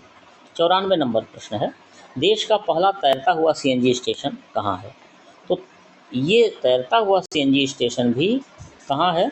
वाराणसी में। बहुत सारी चीज़ें वाराणसी में हो रही हैं क्योंकि वह पीएम का क्या है, कॉन्स्टिट्यूएंसी है। ढलुआ शिल्प, धातु शिल्प, मेटल कास्टिंग क्राफ्ट को जीआई टैग मिला है, ये भी वाराणसी से संबंधित है। जीआई टैग प्राप्त तिरंगा बर्फी भी कहाँ से संबंधित है? वाराणसी से। भारत का पहला कन्या सैनिक स्कूल ये मथुरा में खुल रहा है। भारत का लड़कियों के लिए, कन्याओं के लिए पहला सैनिक स्कूल खुल रहा है। 95वां क्वेश्चन। केंद्रीय जल मंत्रालय द्वारा किस शहर को जल योद्धा की उपाधि दी गई है? तो जल योद्धा की उपाधि भी एक बार फिर से किसने पाया है? नोएडा ने। ऑप्शन नंबर बी सही उत्तर है। नोएडा ने ही जल योद्धा की उपाधि भी पाई। और एयरपोर्ट के पास जो है जो बड़ी मूर्ति भी बन रही है आदि योगी की, वो भी नोएडा इंटरनेशनल एयरपोर्ट के पास। 96 नंबर प्रश्न देखिए, बड़ा महत्वपूर्ण प्रश्न है। उत्तर प्रदेश में किस महिला क्रिकेटर को डीएसपी नियुक्त किया गया है?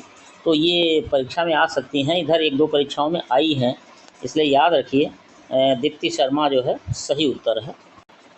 यह आगरा की हैं।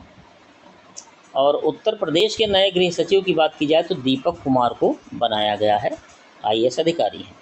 97वां प्रश्न। अब अंतिम 3 प्रश्न बचे हैं। इलाहाबाद उच्च न्यायालय का मुख्य न्यायाधीश किसे नियुक्त किया गया है? तो इन न्यायमूर्ति को नियुक्त किया गया है। कौन है? Arun Bhansali. Option number A सही उत्तर है। उत्तर प्रदेश मदरसा शिक्षा बोर्ड अधिनियम 2004 को असंवैधानिक करार देने वाला न्यायालय था। कौन? इलाहाबाद उच्च न्यायालय। लोकायुक्त और उप लोकायुक्त का कार्यकाल 8 वर्ष से घटाकर 5 वर्ष की गई। रिटायरमेंट की उम्र 65 से 70 की गई और यह एक्ट में संशोधन द्वारा किया गया है अभी, ये याद रखिए। नेक्स्ट है, हाल ही में 98 नंबर प्रश्न है, हाल ही में किस शहर में होम्यो शक्ति 2024 कार्यक्रम में विश्व होम्योपैथिक दिवस का उद्घाटन किया गया था? तो विश्व होम्योपैथिक दिवस, वर्ल्ड होम्यो शक्ति नामक कार्यक्रम था, होम्यो शक्ति 2024, और वर्ल्ड होम्योपैथी डे का जो वह आयोजित हुआ था अगेन उत्तर प्रदेश की राजधानी कहाँ? लखनऊ में। और इसका उद्घाटन जो है वो डिप्टी सीएम ब्रजेश पाठक के द्वारा किया गया था। 99 नंबर प्रश्न है, देश का प्रथम telecom centre of excellence, telecom centre of excellence कहाँ स्थापित किया जाना प्रस्तावित है? तो टेलीकॉम सेंटर ऑफ एक्सीलेंस की बात करेंगे तो ये ऑप्शन नंबर डी सही होगा, सहारनपुर में ये प्रस्तावित है।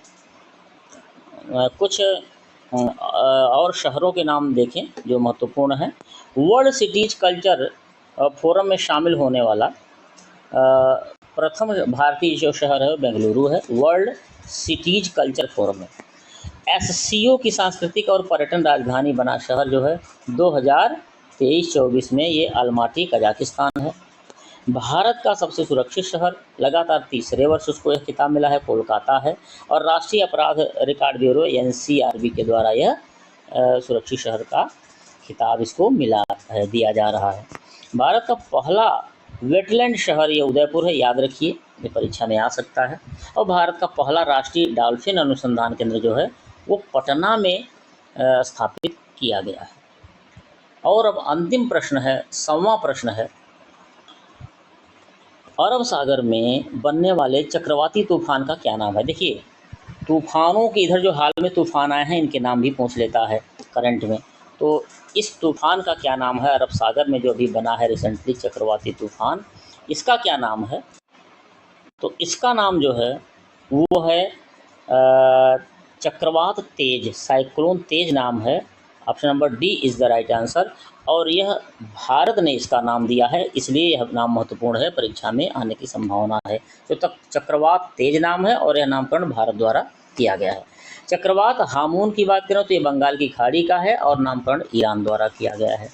चक्रवात माइचोंग की बात करें तो यह भी बंगाल की खाड़ी का है और इसका नामकरण म्यांमार के द्वारा किया गया है, ये आप याद रखिएगा। तो साथियों, आपने पूरी वीडियो देखी, इसके लिए बहुत धन्यवाद। लेकिन धन्यवाद से ज़्यादा महत्वपूर्ण ये है कि ये आपकी परीक्षा के लिए बहुत ही बेनिफिशियल साबित होने वाली है, इसलिए इसको 1 बार 2 बार 3 बार देखिए। प्रश्न बड़े महत्वपूर्ण हैं और प्रश्न 100 हैं, लेकिन मैंने जैसा कि पहले कहा कि ये 500 प्लस प्रश्नों के जवाब देने में यह सक्षम रहेगी वीडियो, इसलिए बहुत ध्यान से इसको बार बार देखें और लाइक, शेयर और सब्सक्राइब ज़रूर कर लें यदि आपको लग रहा है कि आपके काम की चीज़ें यहाँ पर आपको मिल जा रही हैं। इसलिए बार बार देखिए और अपनी परीक्षा की तैयारी में लगे रहिए, जुट जाइए, पूरी मेहनत करिए। सफलता आपको निश्चित मिलेगी, इसमें कोई दो मत नहीं है। क्योंकि देखिए, जब आप आगे बढ़ रहे हैं तो आपको बढ़ने में भगवान भी मदद करेगा, जब आप ही पीछे रहेंगे तो भगवान भी मदद नहीं करता। इसलिए बिल्कुल पूरी तल्लीनता से लगे रहिए। वीडियो देखने के लिए बहुत बहुत धन्यवाद। जय हिंद, वंदे मातरम।